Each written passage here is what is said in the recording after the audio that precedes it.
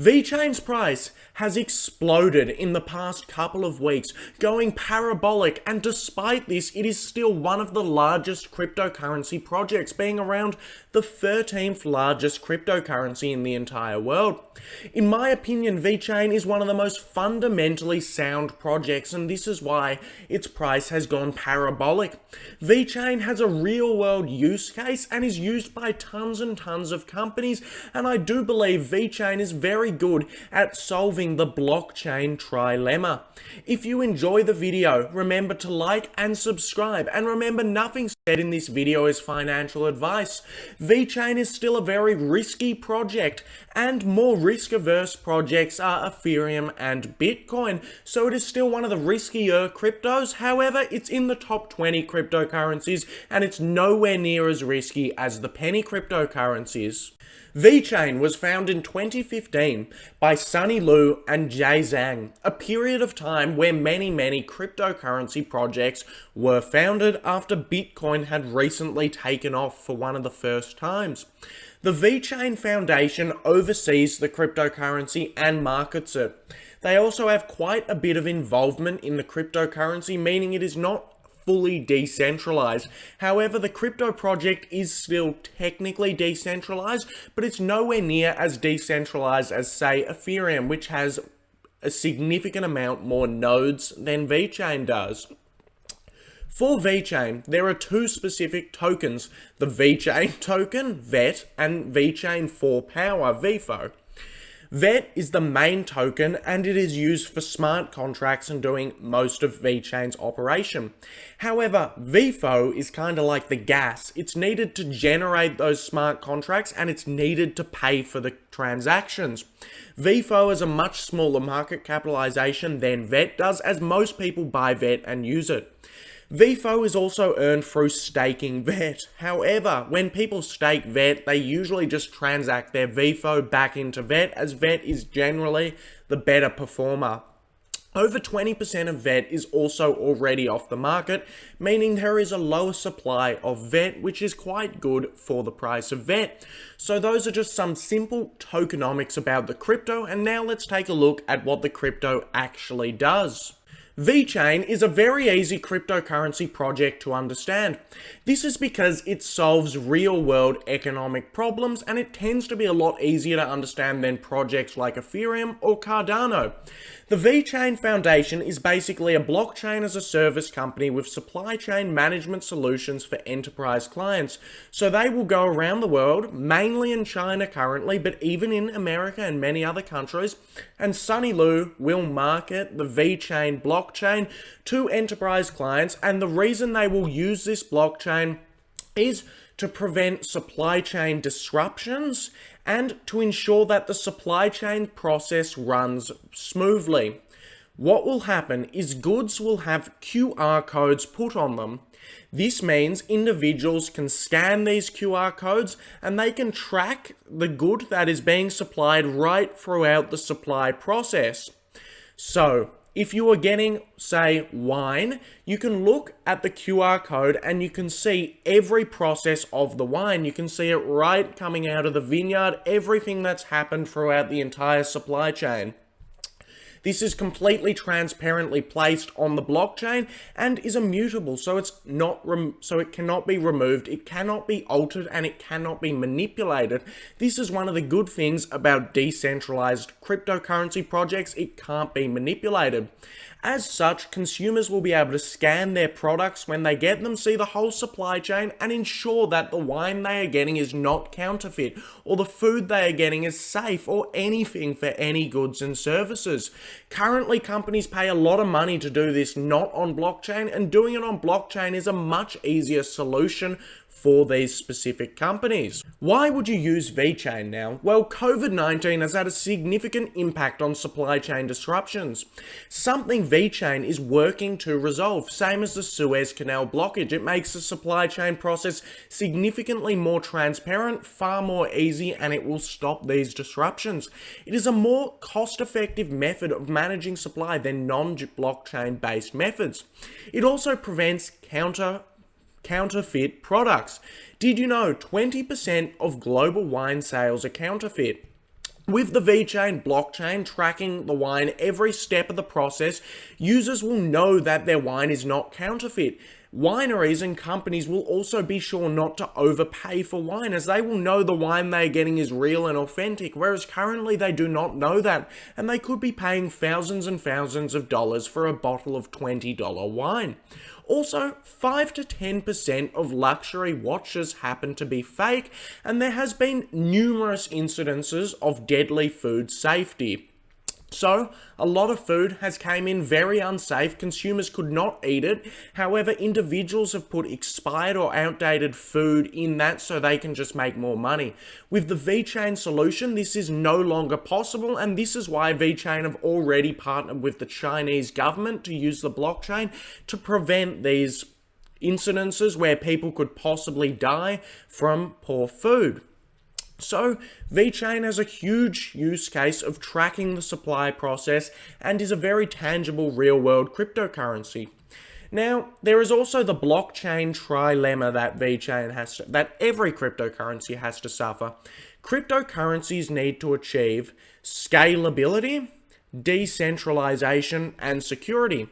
Most cryptos use proof of work or proof of stake, which doesn't really achieve the scalability part. Vechain have gone to proof of authority, which means all nodes are validated and trusted by an approved central party. I'm not going to go specifically into what proof of authority is, however, there are basically significantly less nodes, and all this means is that it's far more fast, far more efficient, and highly scalable than other crypto projects.